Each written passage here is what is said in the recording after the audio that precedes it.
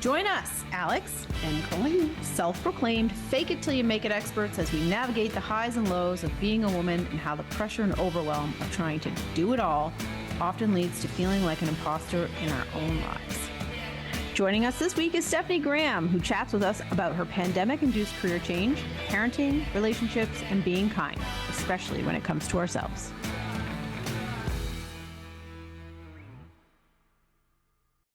Alix. Yes. Before we start part 2 with Steph, what did you think of Steph? I think she's like my new BFF.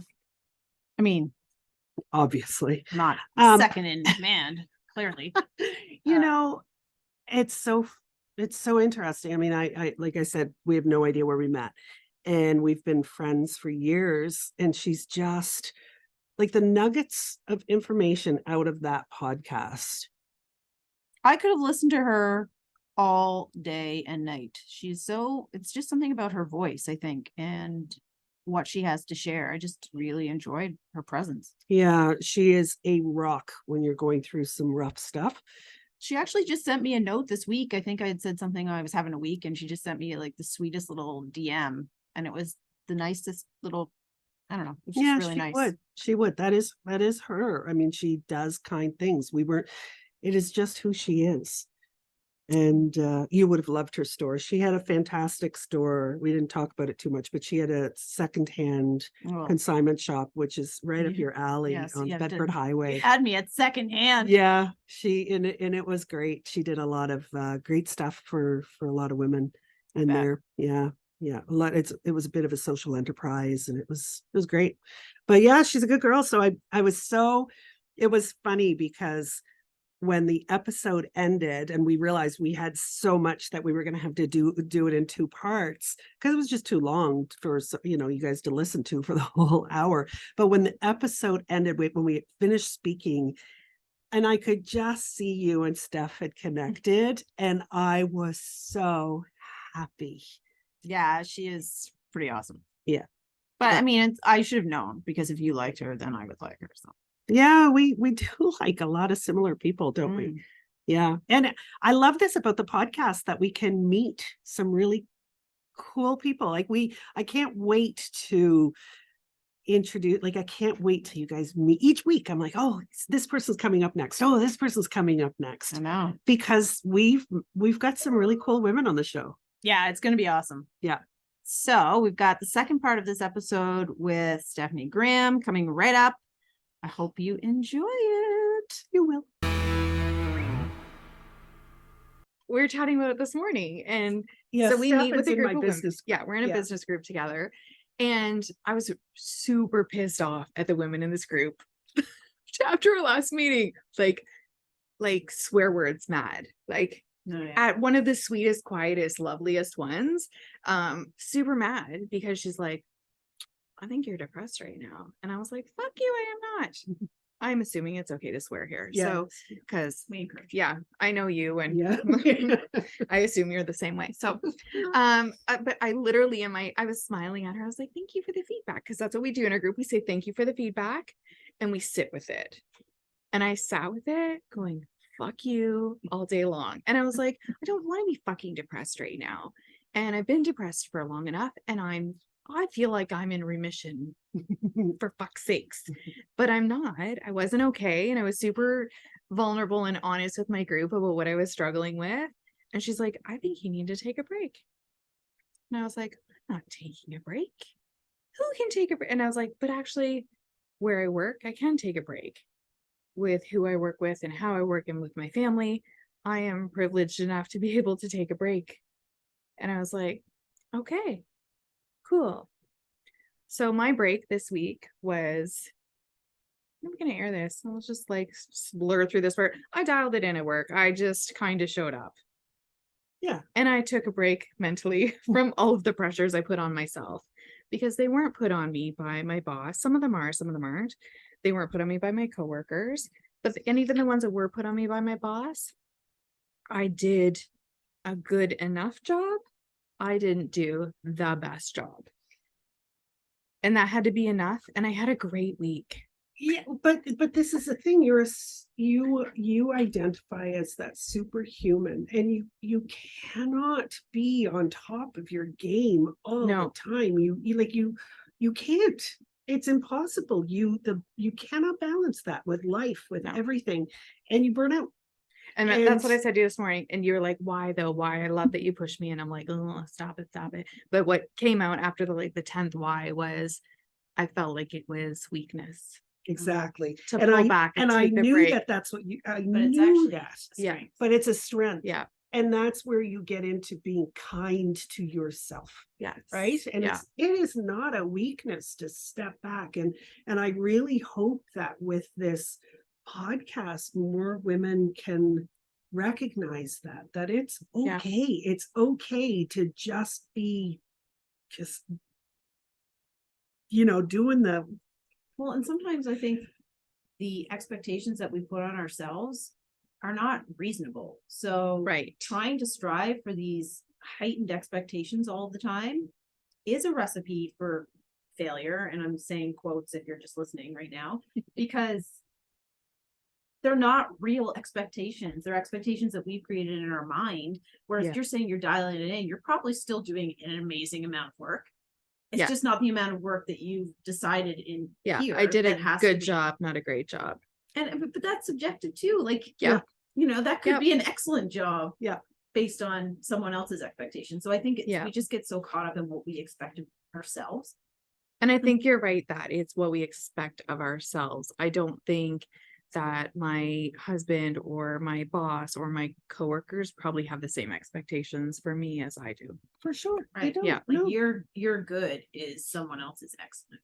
Serving up hot brews, refreshing cold drinks, lots of fresh baked goodies, and delicious lunch options. Visit the Mellow Mug in the heart of Larry Utech for dine-in, takeout, or drive-through service. Their spacious cafe offers a casual and inviting vibe that's perfect for everything from enjoying a good book, hanging with friends, or meeting a colleague. The Mellow Mug is your neighborhood spot for great coffee and delicious eats and sweets. One of my top 5 strengths is achiever. So I know I will always, it's kind of like that's good enough. That's okay. Right. And again, I don't want to kind of not give my full effort, but sometimes it's okay to just show up.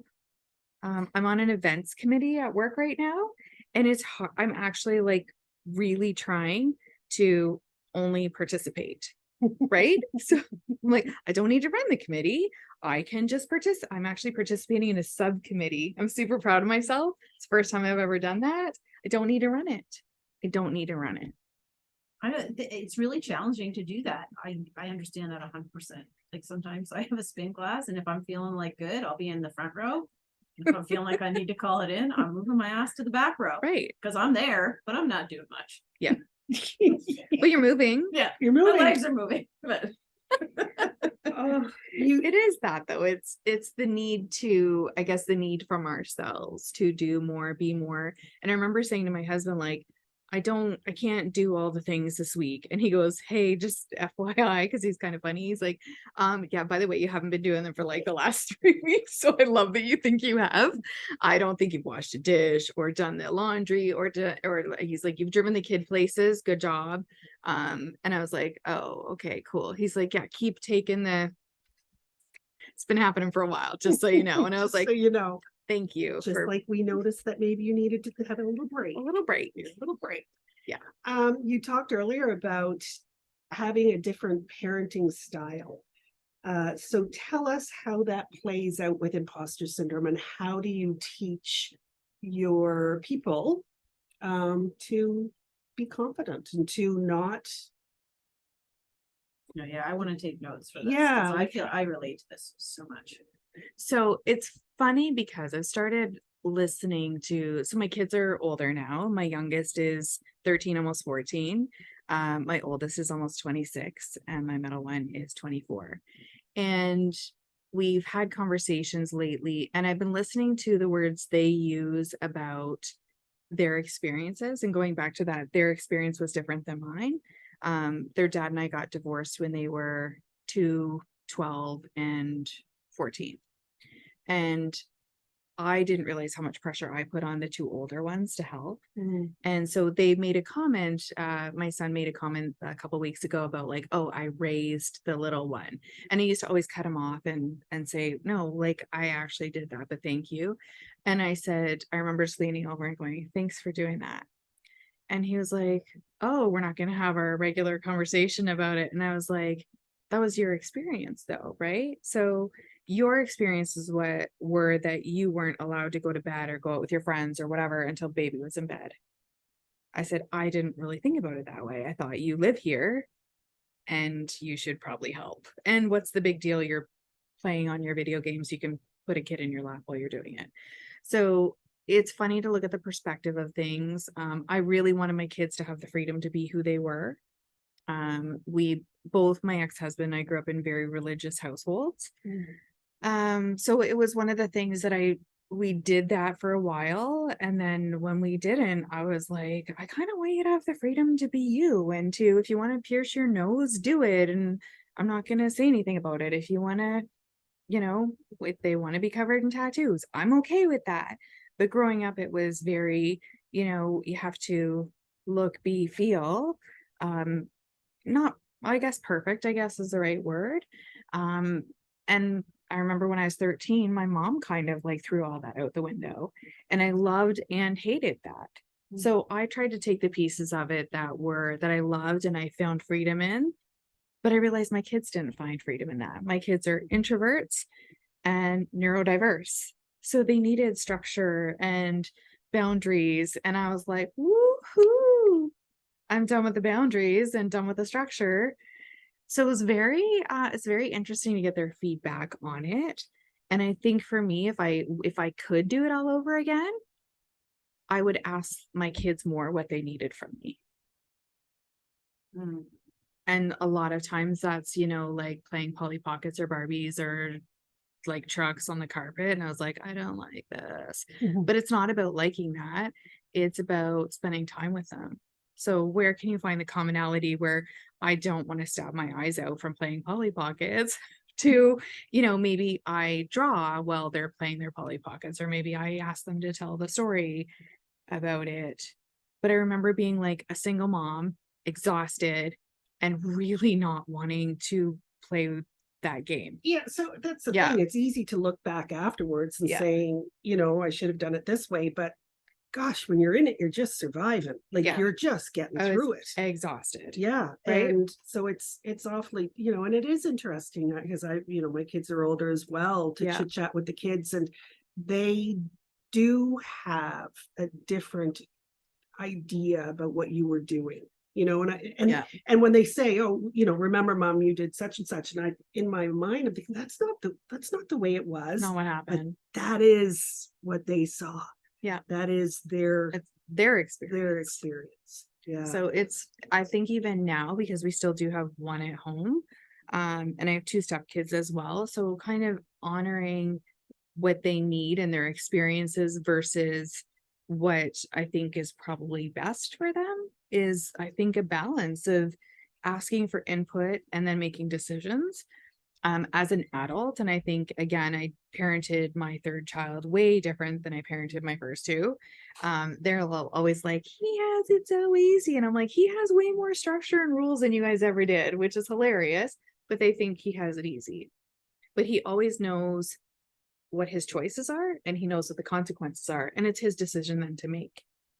So I think that's the difference of talking, communicating, and I had to learn all of this.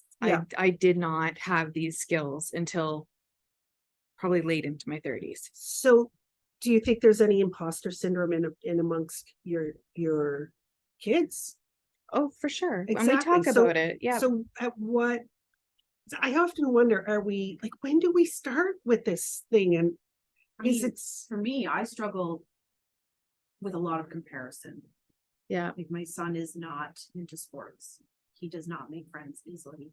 We are introverts, so we don't have a lot of friends that have kids. Yeah. So he is lonely. He spends a lot of time alone, which he's actually pretty happy about. And I kind of have to remind myself that he enjoys this. Yeah. Because I'm so in my head, like, oh, you should be providing more opportunities for him, and you should be doing this, and you need to get out of your own comfort zone and meet people so that he can have a social, life. Or, are you ruining his childhood by not providing more opportunities for him to be in all these different things? And then I feel like an imposter, like, oh, look at all these parents, and they're all going skiing together, and they're all doing all these things that I would personally hate. Yeah. And he would hate, and my husband would hate. But you're still like I comparing should yourself. be doing that. Yeah. I should be doing that. I'm doing something wrong. So I feel a lot of imposter syndrome about the way that I am raising him. But I think we have to, as parents and as families, we have to find our version of the skiing, right? I don't want to do that either. I'm happy to go to the ski hill and drink the drinks and make sure everybody has everything when they come back, and make sure nobody lost anything or broke anything. I'm cool to go do that. And it's because I like people. So I'll go do it because I like being around people. But I think we need to find the thing that is our soccer or our ski trip or our thing. That to me, I think that's difficult for families, that you are comparing yourself to the standard that's out there, or the Pinterest moms, I sometimes call it. It's if soccer's the big thing that's going on, or in my, hockey's the big thing that's going on, and you don't have the hockey kid, you don't have the soccer kid, you're comparing yourself. You're suddenly, that's not easy. Well, and I think the neurodivergent part too, where he does struggle with making friends, and it's not the conventional way that I grew up, where, there's a neighborhood and everyone got along, and people, it's just not the way it's going for us. And he is an only child. Yeah. So I'm just curious about that, because I feel that a lot. I feel a lot of pressure that I'm doing it wrong. And I think I love knowing that there's some family looking at you guys thinking, that's amazing. They stay in all the time together and they're not going from thing to thing to thing. Somebody's looking at you guys and loving what you do. Yes, that's interesting. It's so funny to have a different perspective on it. Yeah. I bet there is a family out there looking at you guys. There's some going, poor wow. mom who's like living in her car going McDonald's every night, going, oh my God, I just want to be at home. I just want to I mean, be at part of me home like loves the that all Robinsons. three of us are homebodies and love to be at home, but then I have so much guilt about it too at the same time. I see opportunities for, like, one of my kids loved reading.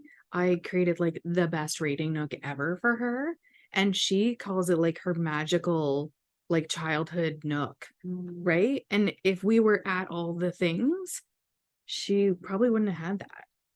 We tried it for a while. I remember trying that, and I was like, oh my God, I'm fucking exhausted. I'm tired. We're broke. That's another thing too. We're broke. It's a lot of money. And I was like, even swimming lessons, I was like, I got them to the point where I'm like, okay, cool, you're not going to drown. Sweet, we're done. Me too. Like, I was done. Me too. I did it all. They dragged me to everything. I was so tired.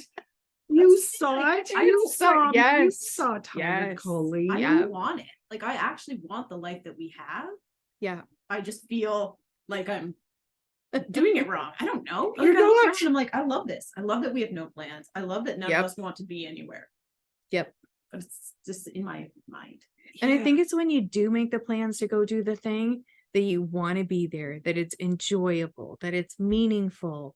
And, whether they remember it or not, do you want to be there? I don't want to drag my kid to anything. Right. Same. Maybe Right. therapy. Yes. They all got to go to that. And again, all got to go to that because I want them to learn how to communicate. Yes. I want them to be able to dig in. And, I think a lot of kids these days only know maybe 5 feelings. There's more feelings than that. So if, and I joke about the therapy thing. My mom one time was like, can you stop telling people that you've been in therapy for forever? And I was like, I'm really sorry, but I love it. I think it's great. And I think the more you learn how to, kind of check in with yourself regularly and have those tough talks with yourself in a kind and meaningful way, and then be able to speak truth to yourself and allow other people to speak truth to you, like, all of that matters. So that's probably the only thing I will ever, like, quote, force my children to go to. I think my son does not like going. But I think it's important for him to learn those things. And I don't have the skills sometimes to teach him I'm still learning, right? So it's the being open and enjoying where you're at and do the like stuff that. you want to do. I think that's really important. And it's hard to sometimes not remember that if it's forced, it's just doing more damage. True, right? Right? Yeah. Do Like the the ballet things. classes that I went to for a bazillion years when I was a kid. Hated. Hated. Yeah. I know, it's a surprise that I'm not a I can't imagine that established you dancer, but do the things you want to do. How novel. How novel. I know. One of the things I love the beach. My husband hates the beach. And I was like, I think you're doing the beach wrong if you hate it. And he's like, what do you mean? And he goes and he just sits there. And I have a boogie board. I have wine or booze. I don't drink wine. So like we call it wine, but I have cocktails in the bag. I have snacks. I have food. We're good. Like we don't need to leave for a while. Right. And I said, like, if you don't like being here, I'm not going to I'll ask you to come, but don't ever feel like you need to, because I don't want you to ruin my time there. And I like it. But there's times where I schedule time to go lay in the tall grass near the beach and just watch the clouds go by because it's friggin' fun. Who schedules that? I do. I'm putting my hand up. I'm putting my hand up for those not watching. You're right. Not enough people. I love that. I'll go Not to the enough beach with you. My husband also hates the beach. Okay, done. Are you looking to up your social media game? Social media can be intimidating and overwhelming, but it doesn't have to be. At Everyday I'm Branding, we truly believe that every day is an opportunity to showcase your brand through authentic and aligned social media strategy and content. Whether you're looking for done-for-you social management or monthly strategy sessions, the team at Everyday I'm Branding can help you reach your ideal audience in a way that feels aligned and drives conversion. If you'd like to have the Imposter Sisters come into your business and help you and your team get comfortable creating social media content, ask us about our new Keen to Screen program, a value-packed social media training for anyone that is looking to up their social media presence either as a solopreneur or to empower their team to be impactful brand ambassadors. Do the fun stuff like that you like Do doing. the fun stuff. I think we've gotten out of playing. Yeah. We, as kids, you're so carefree to like even laughing. I don't laugh sometimes because I don't want somebody to hear me laughing and think, what's that girl laughing for? It sounds silly. But like even when I'm driving in the car, for example, I'm aware of how fast I'm going. Am I bugging the person behind me? Like if I'm in a snowstorm, I'm worried about the person behind me thinking if I'm going. I know where mine comes from though. That comes from my dad teaching me to drive. But 100%. And I mean, I know I'm driving I'm driving carefully, but I'm worried. Am I bugging them? I shouldn't be worried about am I bugging them? I give Or no if I'm laughing. If I want to laugh. Why am I worried about I what other don't give people any think about fucks me? about anybody on the road. I just try not to hit people. I mean, that's the way it should be, but I don't. feel that way too. But I also realized the other day that I don't use the good towels at my house. There's only 3 of us. Use those towels. I save them for like my husband because they're bigger and nicer, and I know he likes the good towels. But like, you like why the am I good. not using nice towels? Yeah, I use the threadbare like beach towels. Like what? Throw those out. Throw them out. Go by Get yourself. rid of them. What is Yeah. happening? Yeah, I don't know why we get these things in our mind, and Yeah. I honestly, so I drove around. I don't know if you guys ever saw it, the portable hammocks at Costco with the little sun canopy. Yes. Do you remember when I had that fucker in my car? Yes.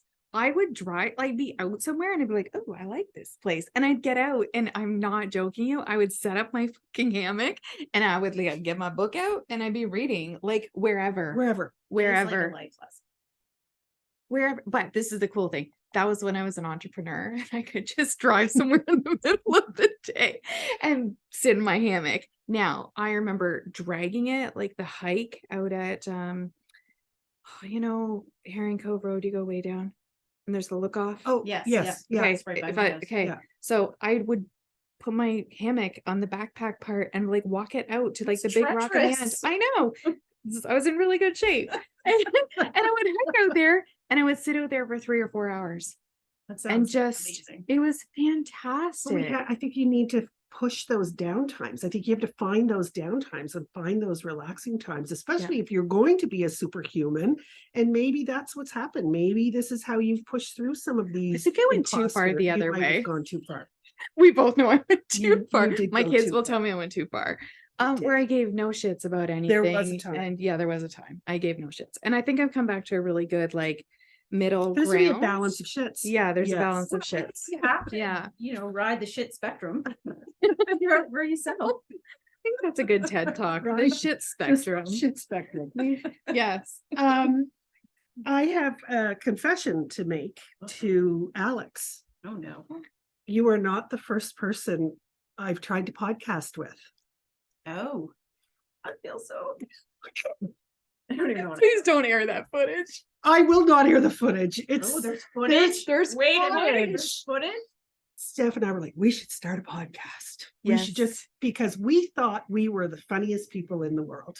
And that, We are really when funny. we get in I agree. talking to each other, we think we're hilarious. We're not. People need to buy tickets to us. No, I was like, I have zero imposter syndrome about that. I will like full on like pay admission. Did you buy a ticket to this show, I to your own show? To your own show. So we thought, you know what, we're really funny. We should start a podcast. And we got so far Oh. as We set up equipment and stuff. we did. Yeah. We set up equipment. We realized we didn't know how to attach the camera to the tripod. I've never seen the tripod since. That's the tripod I I've been think it looking might be for. in my. Oh, do you have my tripod? I haven't been able to find my tripod, but I couldn't figure out how to you couldn't go. screw I think I it to just the donated it to Bayou Village last month. Chad made me throw it out. Valley Village last. I wondered where the hell that thing came from. Like, It might be yours. Sorry. Is there enough? I might buy it. and there you go. And there, yeah, go to Valley Village and get my tripod. Oh The my gosh. camera fell over, and then we decided we needed a fancy mic, But but we called it, we were explaining it like the ones that hang down. It's a boom mic, which I found out, but they're usually covered in fur. So we were like, I'm pointing from the sky down, a big hairy mic. big hairy mic. It The slope became here. we need a hairy mic, but then it never went anywhere. But No, whatever. we did it was laugh good. about it. Oh my God, it was good. Yeah. Yeah, I remember I showed up and she goes, fuck, you put makeup on? And I was like, yeah, I did. and I was like, but it's a podcast. Like it's gonna be just. But and sure enough, here I am now, and it's also on YouTube. I as well think as you were in your podcast. house coat and it might have had holes in the I pocket. was in my house coat. It You was, showed it was up that era. dressed, and I was in my house coat. I often showed up that time and you were in your house coat though. It was I all going good. through a divorce. I mean, you could wear your house coat here. I think you should don it at some point. No, I've. It was threw good. That. Anyway, Hope that's in the garbage. It needed. oh, It's like your gone, towels. long gone. Your house coat and your towels need to go. We deserve luxurious sheets. Like I love getting into my bed at night, and my husband like crabs all the time about the amount of sheets that I buy at HomeSense, and I order them from places. But I'm like, I want to feel like butter on my legs when I get into bed. Yeah. You I do know? not invest in my sheets, but I should. But that's Yeah. the being kind to yourself. I know. I feel I should say too. My husband does not demand the nice towels. No, It's really me like, Alex, you make me sound like such an asshole. He has no idea that I even do this. He won't listen. It's fine. are we here? We're here. It's We're here. speed round time. Speed Now that we have to round. sing it I know you've got me singing it now. That's good. every time. Yeah, I can't help it. It's Is it? contagious. What have I got myself into? We Keep are a paper going bag. to ask you. We are It's going not to right, then. want you to breathe into the paper bag. We're going to ask you 5 Sweet. questions. I'm going to pick out 5 Okay. things. Actually, I'm not. Alex No. is. Nothing. It's Alex's turn. We need speed round music. We do. We might need speed round music. That's right now. 1, 2, 3. Okay, yeah, got it. All right. So last 5 questions. You just answer them quickly. They're just silly and fun. Okay. Cannonball or dip a toe? Cannonball. What was your favorite subject in school? Sociology? What time do you wake up? An hour before I have to be anywhere. How do you answer the telephone? Hi, this is Stephanie. If I can see who it is, like on my phone or whatever, it depends on the person. Salty or sweet? Ooh, if I have to pick, salty. Stephanie, thank you for coming and joining our podcast. I think you've got such great insight on how to push through imposter syndrome and how to be yourself and how to just be kind and good and be good to yourself. And you're just great. Thank are. you. Thank you. I really Thank enjoyed you. meeting you. Me too. I know. I feel like we're gonna see a lot of each other. Yeah, I think Yeah. so too. So I knew that was gonna happen. Yeah, you did. You called it. I called it. Mhm. Yeah. Thanks. Thanks, Steph. Thank you. Whew. So good. So good listening to Steph. I feel like I could just I feel like I could go into Canva and just make quote posts of all of the things she said. It's true. It's true. She has a lot of really great insight, a lot of lived experience, and so excited that she agreed to come on and chat with us. Yeah, I saw her twice now. I wrote about it in the blog post the other day about when I realized I was in awe of Stephanie, was at a networking event called Queen Pins, and she came out to speak, but apparently my understanding is just as she came out to speak, she changed her topic. And she had some stuff going on in her life. So she stepped out onto the stage and she started being vulnerable and sharing what was going on. And it was just, it was after listening to her, I realized I needed to be more authentic and vulnerable in my own life and share, because you can learn so much from somebody who's been through it, you know? Yeah, it's funny you say that, because on the ride home after we recorded these episodes, I was thinking to myself, you know, Alix, you really need to focus on being more kind, because that was one of the messages that she really talked about a lot, and being kind to yourself, but also being kind to others. And it was sort of eye-opening to me, that maybe I'm not as kind as possibly I could be. So it was sort of something for me to focus on. So I liked that too. Yeah, it is nice. I mean, I think it's important for everybody. I think we can learn a lot from women like Steph about how to treat other women. And Ourselves. Yeah. Yeah, we're not good to ourselves. So our advice this week is to be good to yourself. Be kind. And like and subscribe. Be kind to us. Be kind to us. Be kind to us. And like and subscribe and share. Damn it. Thank you.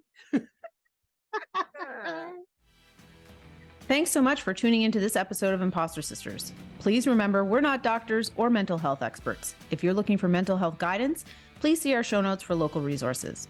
We'd like to thank our location sponsor, the Mellow Mug, located at 64 Delridge Lane, for donating this amazing space for us to have these important chats and for supplying us with drinks and goodies. Please give them a follow and make sure to stop in to see this beautiful spot for yourself. Until next time, keep your head high and we will see you next Tuesday.